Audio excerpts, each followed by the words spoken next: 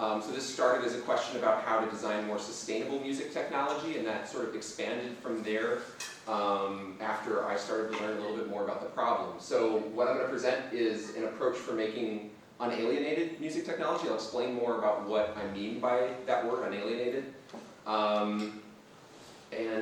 Yeah, so this is the general roadmap. There's more that I'd like to tell you than we probably have time, so before I forget, I'm going to start a stopwatch and try to keep myself honest. Great. So I'm going to tell you a little bit of what I learned about the harms of information and communication technology, or ICT, its role in the climate crisis and toxic waste, and how that plays into our conception of technology, how that relates to our value of novelty, and how it relates to a concept of justice. I'm going to describe a bit about what I learned, related work in trying to design more sustainably, and then I'm going to introduce an application that I have built for salvaged Android phones called Firedot, that I designed in concert with a local teen center called the Neutral Zone, where I ran workshops focused around teaching concepts in music technology and engaging with issues around sustainability and technology.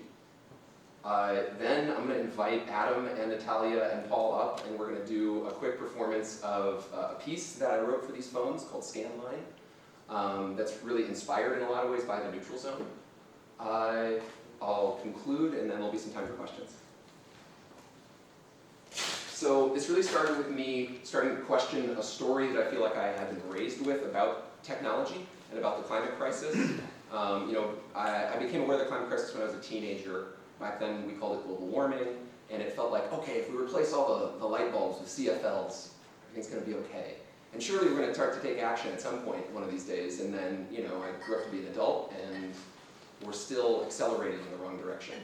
And I think part of that is this idea that we could technologize our way out of the problem, and that technology equals progress, and more technology is better. So I started to think about Ursula K. Le Guin, who's one of my favorite authors. She wrote this thing called the carrier bag theory of fiction, which is a really entertaining thing if you ever get to read it. She dunks on 2001: A Space Odyssey. It's pretty fun. But she questions what the fundamental technology is, whether it's the weapon that we use to kill people or whether it's the carrier bag that we use to take things home. And she said we need to start to tell ourselves a better story, because maybe the trouble is we've let ourselves become part of the killer story, and we may get finished along with it. So that's really where this comes from personally for me, is trying to tell a different kind of story. One that I can imagine ourselves living within our planetary means in the future and still getting to dance to techno at night. Like, are these two things compatible? Can we have technology that creates the art that I love and live within our planetary limits? So a bit about planetary limits. Computers are responsible for approximately 3% of global greenhouse gas emissions. And that estimate is projected to grow as we continue to use more and more of them for more and more purposes. About a third of those emissions are from consumer devices, so the kind that we would use in music technology most commonly, like laptops and tablets, phones. Most of the emissions occur during manufacturing and raw material extraction, which makes them counterintuitive. You think about like a car. It emits the most when you use it. This appears clean, it takes a little bit of energy to charge the battery, but to produce this device takes a great deal of water, energy, and produces a lot of emissions, and toxic waste. So at the beginning and the end of the life cycle, this leaches toxic waste into the environment, there's exploitative labor practices, and it disrupts ecologies. Anyway, yeah, the picture is a little bit grim when it comes to computing. And this is accelerated by the way that we actually write software. So this is an XKCD comic about all modern digital infrastructure, and it's just this tower of cards. And at the bottom, there's a project some random person in Nebraska has been thanklessly maintaining since 2003. And what people have argued, Gupta et al. In 2020, who took a look at the actual cost of computing from a climate perspective, argues that we're seeing Jevons paradox, where we get more and more powerful machines, and then we immediately waste that power on, well, whatever we can get our hands on. In this case, I think a lot of abstraction that's unnecessary. So the paradox is more efficiency you think would mean we use less, but in fact it means we use at least the same amount, if not more. So in starting to research this, it became clear to me that sustainability as a concept is insufficient, that what we need is a concept of justice. Because if you were to actually pay people fairly for making an iPhone, probably no one would be able to afford an iPhone. Like the thing that actually allows us to continue to use beyond our planetary limits is because we are not treating lots of human beings like they're human beings. So to resolve these conditions, we need to think about justice. And I think we also need to think about a new concept of technology. I feel like we value only technology in the sense that it's novel, that it's new or cutting edge, and that we think that progress equals more and more technology. And I'll return to Ursula K. Le Guin, who has a more expansive definition of technology.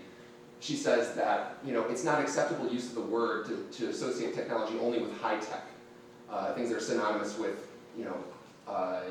massive exploitation of natural and human resources. She says technology is the active human interface between human beings and the material world. So things like our language, our social technology, the shoes that I'm wearing, the way that we weave cloth, all of these are, the way that we tell stories, all of these are technologies. And she says, that's the neat thing about technology, it's what we can learn to do. I don't know how to power a refrigerator, program a computer, know how to make a fish hook or a pair of shoes, but I can learn. We can all learn. So I'm not the first to think about trying to make more sustainable technology in the context of music technology. This has been an ongoing topic of conversation in NIME and in the design community, particularly media archaeologists and designers.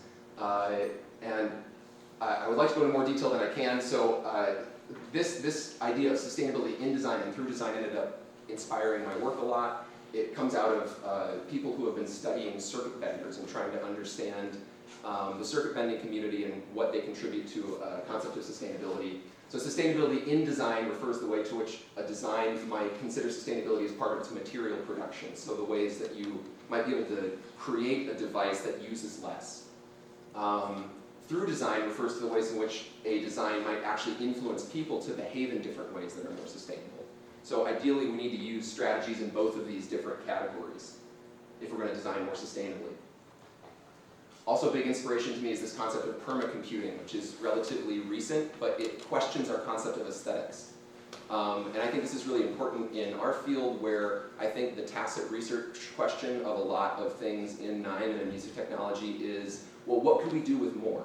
Now that we have more powerful graphics cards, now that we have more powerful processors, we can process more data, and what are the artistic affordances that opens up?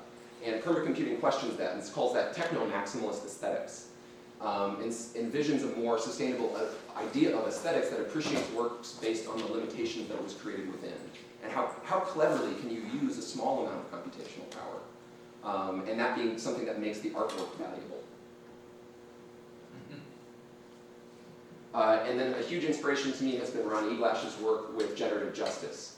So this returns to that concept of justice that we talked about in the intro, sustainability being insufficient. So this system is built upon exploitation. And so Ron Eglash argues that typically we sort of think about political economic systems as on maybe an axis from capitalist to communist. And we can have arguments about which is worse, but the reality is both of these political systems have terrible environmental track records.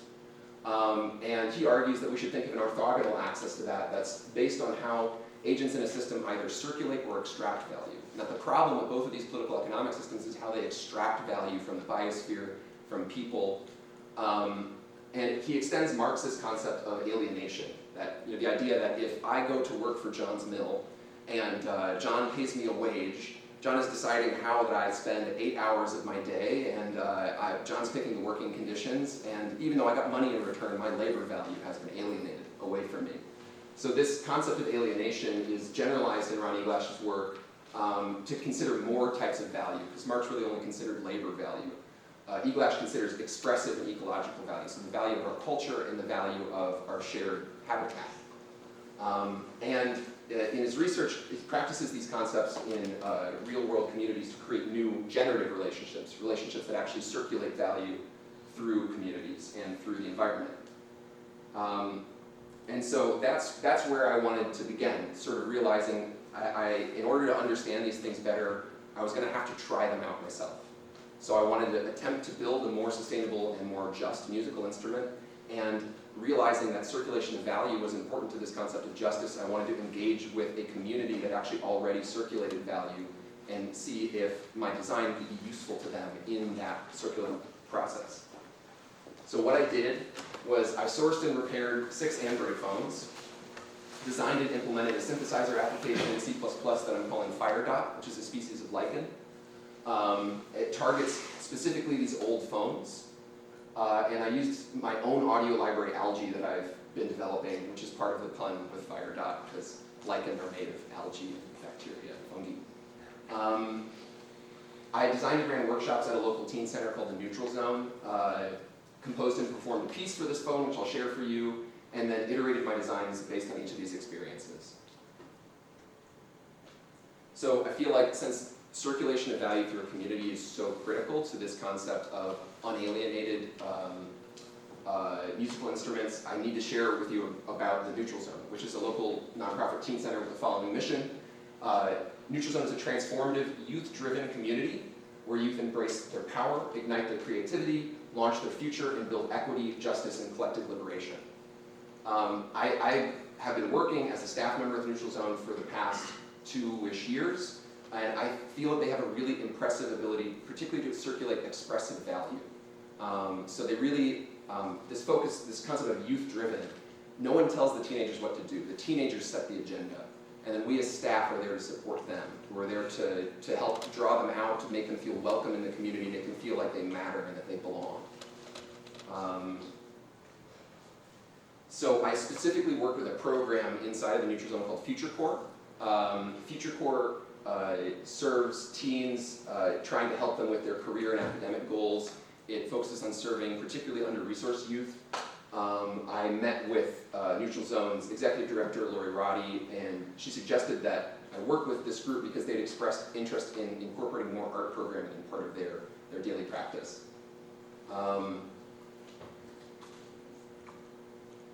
And this is a really critical concept. A big part of Neutral Zone's practice, I think one of the ways they circulate expressive value is through Circle. So Circle is a form of meeting practice. If we think about Le Guin, we can maybe think about it as a social technology. So staff and teens sit in a circle and they participate in structured discussion. It's a pretty simple concept, but power is shared in a really unique way inside of that. And they use it for all kinds of purposes. So to foster community, every day there's a circle at 4 o'clock where people share names, pronouns as comfortable, and then a question that's sort of designed to draw each person out and share a little, be vulnerable with one another and build trust. But it's also used for discussing topics, making decisions, and repairing harm in the community.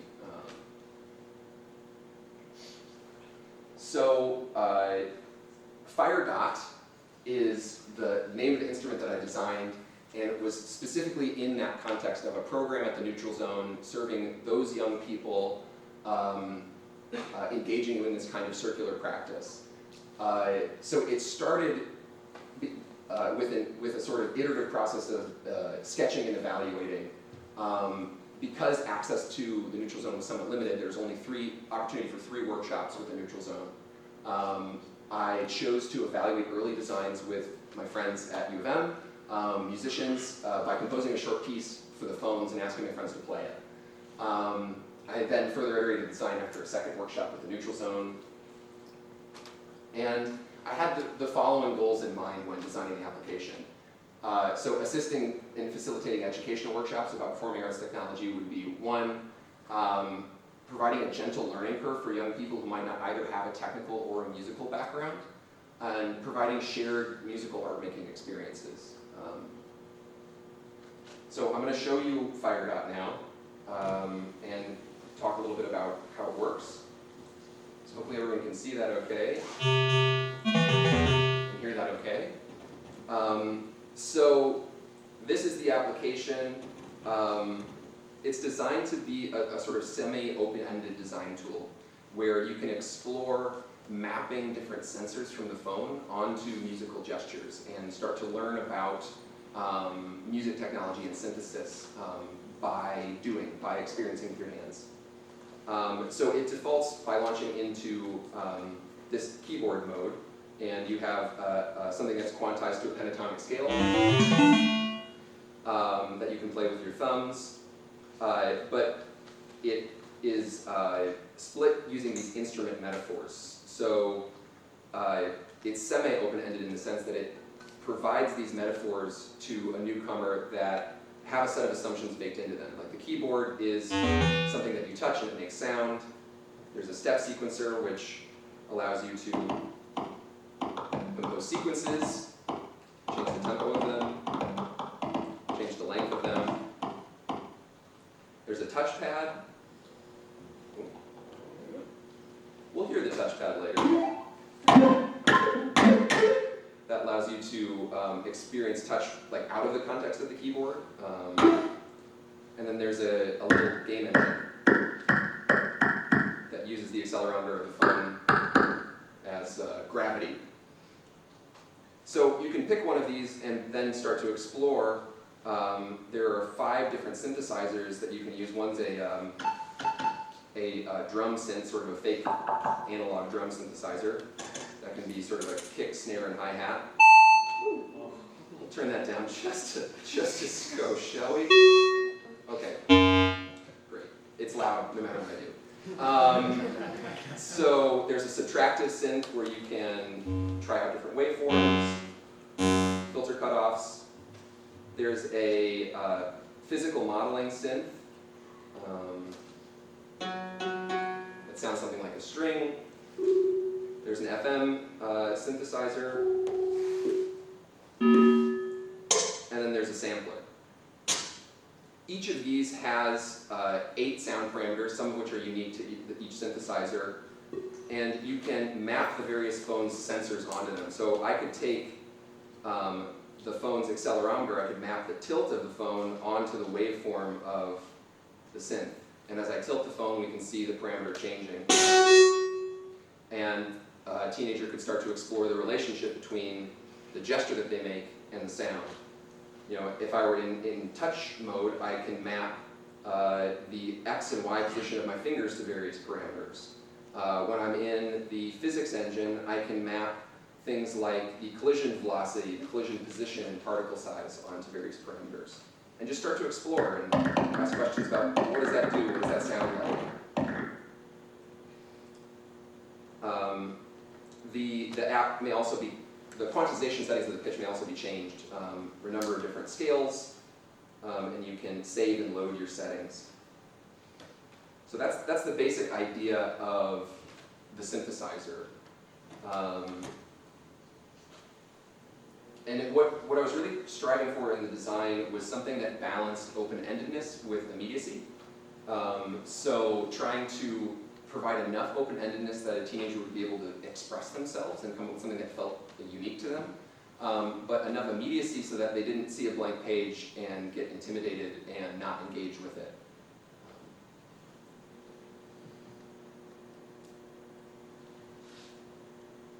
There are 3 workshops that I ran, 2 of which used Firedot.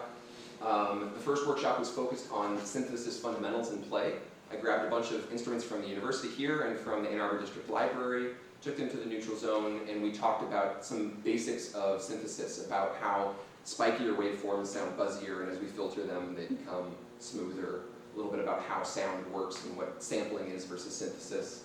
But then the majority of the workshop was just focusing on letting teens play, walk around the room and sort of answer questions as needed. The second workshop was introducing the application for the first time, providing a lot of opportunity for individual play on headphones, and then sharing out of what teens learned at the end. They also gave me a lot of suggestions for how I could make the app better at that point, which I can talk about in the conclusion. That was really valuable for me. The third workshop, I actually, between those two, in the week between those two, tried to make as many of those fixes as I could, and then brought the app back for a workshop that was focused around group improvisation, playing games together, and then a longer discussion about the role of sustainability, or the role of technology in sustainability.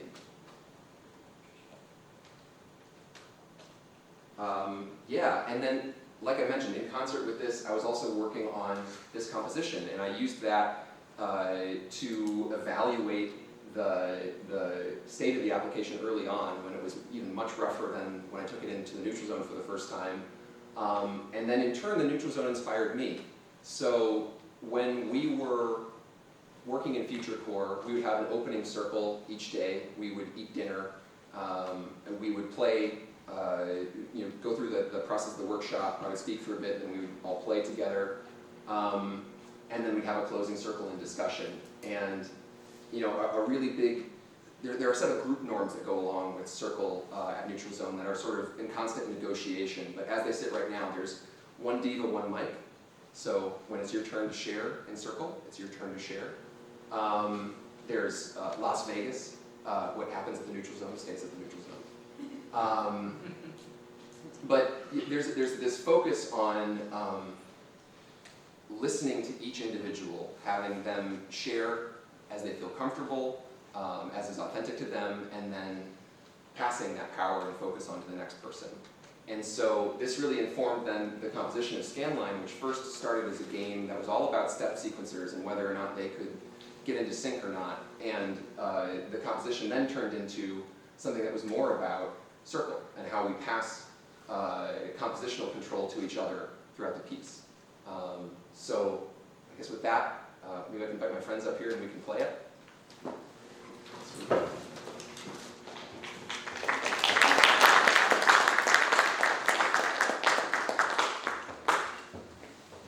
This is Adam, Paul, Natalia. A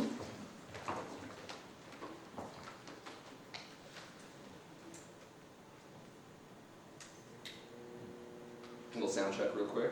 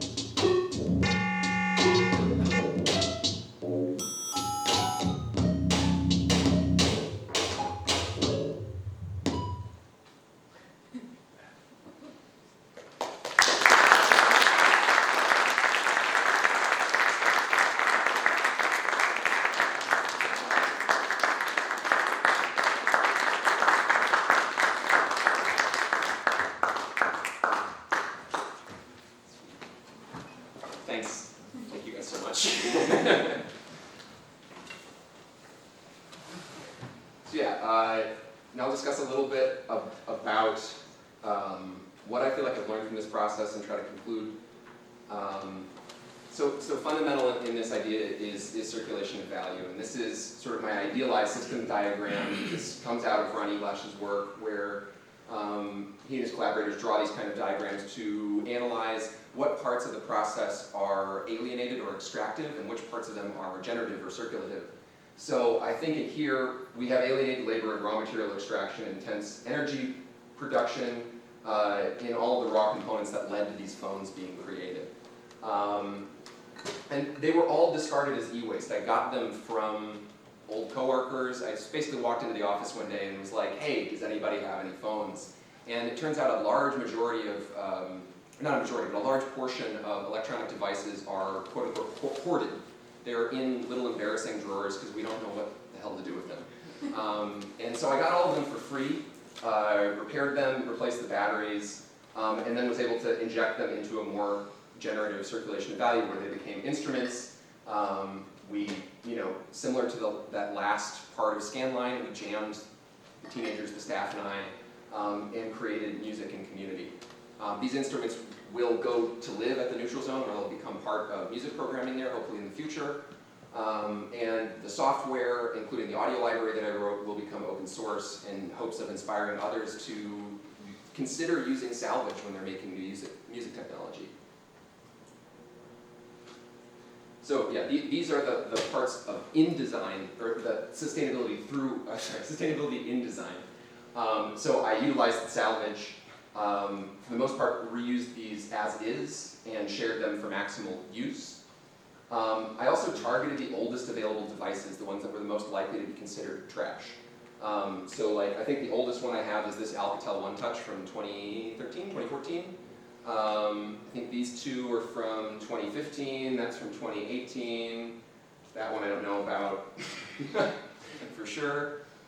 And I really thought through the software engineering process and how one could target an older phone, and how you could minimize external dependencies in abstraction to ensure that the oldest available device would be performant enough to be satisfying, that it would be, the latency would be low when you touch it, and that there wouldn't be annoying pops and clicks. Ideally, I'd love to go back even further and use devices from the 2000s.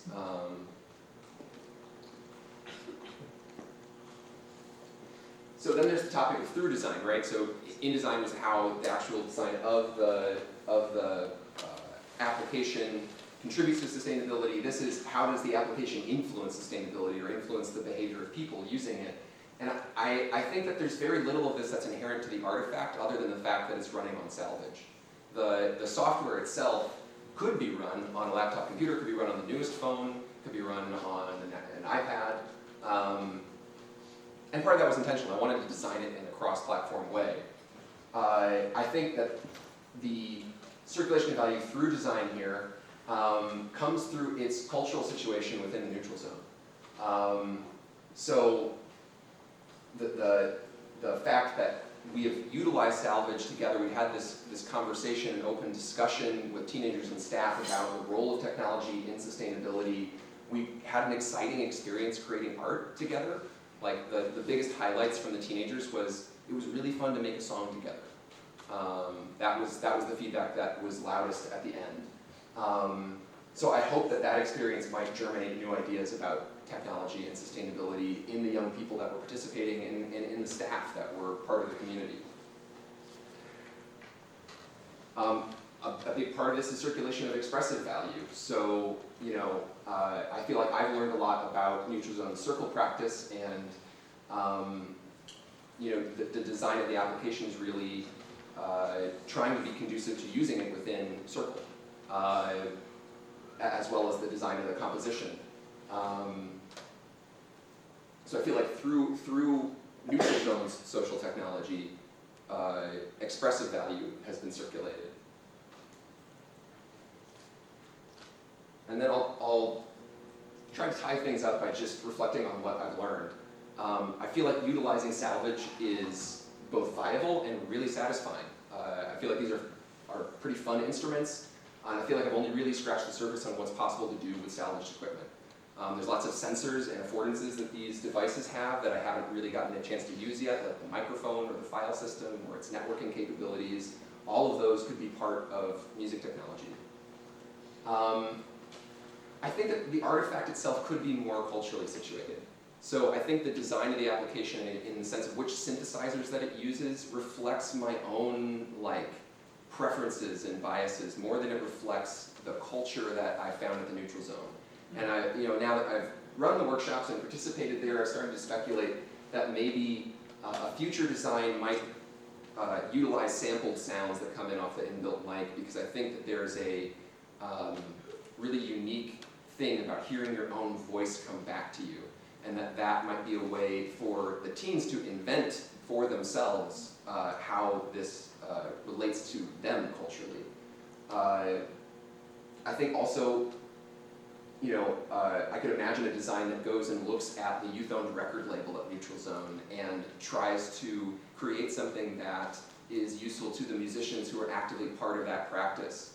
What are they listening to? What's interesting to them? How can we make these things make that kind of sound? And I think the biggest part of this for me was just how much fun it all was.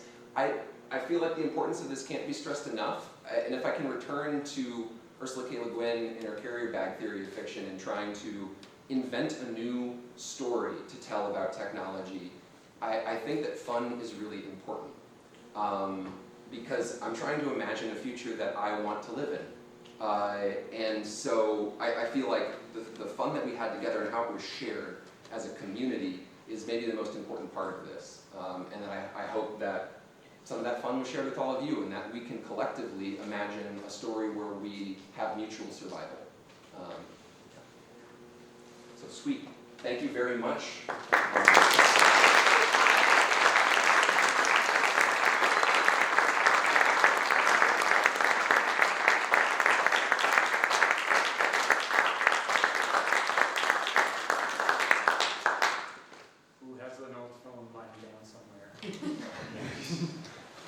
So we'll send you an email once the library is available online and you can try it out on your phones.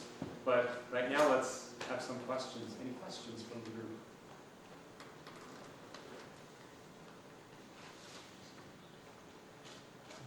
It's not really a question, but It's you. It's me.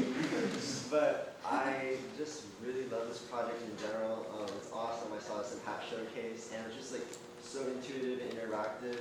And I really like the way that you present really important ideas, not through an ultra academizing way. It's more something that's accessible so that everybody can understand this really important thing that's going on. I really commend that. I really like it. Thank you. I appreciate that a lot. When you were designing the interface for it, you said you brought it to the neutral zone and they said these are things that you need to change. How did you, what sort of changes did you have to make there to make it more accessible for them? Yeah, that was really interesting, and a lot of lessons learned there. So I brought it in. We ate dinner. We had our opening circle, and the question was, I think, what's your personal definition of technology? And we had a discussion about that. And then everyone got to play with the phones for a little while. The idea was that each person would make a sound, just whatever sound they thought was interesting, and then we do another circle at the end and share out. And it got to the end, and me and my friend Larissa, who's also a staff member, both shared our sounds, and then none of the teenagers wanted to share. I'm like, that's interesting. And one of the staff people there had the idea of doing a different kind of closing circle, which would be about a rose and a thorn. And so we gave everyone an index card, and they wrote down a rose and a thorn about their experience in the workshop that day. And I got a lot of positive feedback about how they had fun playing with the app, but about everyone complained about losing their sound at some point. It's like, well, I had this thing I was excited about and I lost it, and that's why I just want to share. And I realized that there was a problem with this switching between the different instrument metaphors, that I had default mappings in place. So when you'd be in keyboard mode and you'd get a sound you'd like, and then you'd switch over here, and all of a sudden the accelerometer is mapped to something different. And it moves your parameter away from you. And then you say, I don't really like what's going on there, I'll go back to keyboard mode, and it's whatever you had is gone. So the quick fix, and truly I'm not quite satisfied with where we've ended up here, but each mode saves its own synthesizer settings. So that when you do return, it is the same as you left it.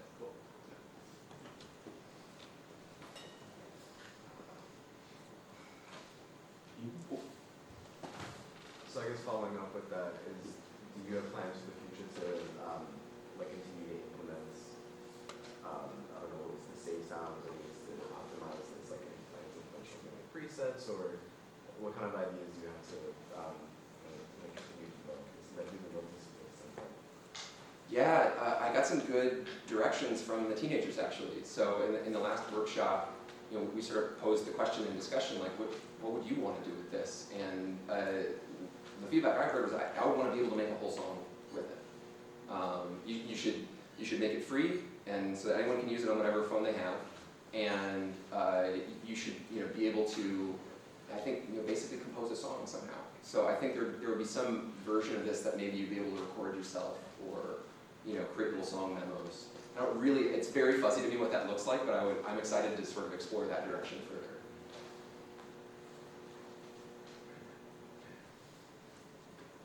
Anyone else?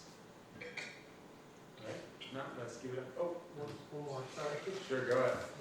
What does the documentation process look like for people, like you said you're planning to release the software open source, and I'm sure there's documentation about so people can use it on their own devices. How did you approach communicating that, since the landscape of mobile phones is so wide? Yeah. Yeah, that's a really good question. I love the assumption that I've already written the documentation. I have not. I would love some help with that, maybe in the form of some other software-interested person who wants to try it out on a phone. We can learn what needs to be documented together.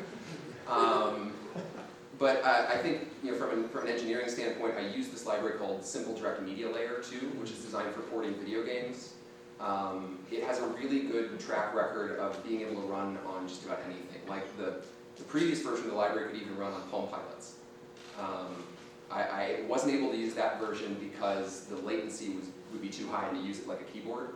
But I'm hopeful that we can run experiments in the future to get it running on each device and then document what that process is like. Thank you. Cool. And if the Palm Pilot reference flies above your head, that's the point. Aiden? Feel free to answer this question afterward, if the answer will take too long. But I am really curious about how you ended up deciding what kind of parameters to map, because I'm sure it's really easy to get bogged down into a rabbit hole of okay, maybe the user can implement can mess with this really, really tiny parameter that can make a huge difference, but there's just so many options, and I'm wondering how did you end up making final decisions on they'll be able to mess with this parameter, but you can't get too far into it, or else they'll maybe lose themselves in making these super minor tweaks. Yeah, that's a great question. That was a big part of the design process. I mean, I feel like I owe a big thank you to Anil, because we would, I would come in with super developer brained, okay, I've mapped the accelerometer in 6 different ways, and then Anil would be like, so they all sound the same. And then that would be sort of yeah, a hint that maybe there was a more simplified way to think about the accelerometer, like tilt. Just how tilted is it? All right, well, let's give it up for David.